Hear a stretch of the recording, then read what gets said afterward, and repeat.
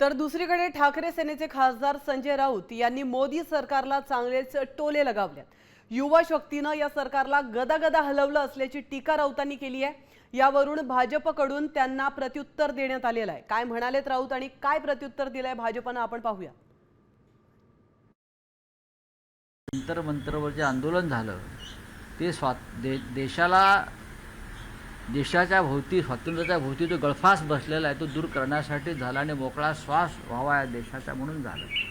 त्याच्यामुळे युवा शक्तीनं या सरकारला गदागदा हलवलं आहे आणि म्हणून देशाच्या प्रधानमंत्र्यांनी युवा शक्तीचे आभार मानले आहेत। त्याबद्दल मी त्यांचे आभार मानतो। देशातली तरुणाई पंतप्रधान नरेंद्र मोदीजींसोबत आहेत।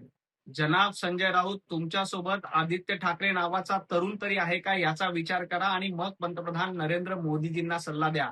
पंतप्रधान नरेंद्र मोदीजींच्या नेतृत्वात आणि या तरुणाईच्या फर्स्ट टाइम वोटरच्या जीवावर 2029 ला देखील पुन्हा एकदा पंतप्रधान नरेंद्र मोदीजी या देशाचं नेतृत्व करतील आणि तुम्हाला पुन्हा एकदा घरामध्ये बसावं लागेल। साम टीव्ही मी नेहमी पाहतो, त्यावर दाखवलेल्या बातम्या रिलेट करतात।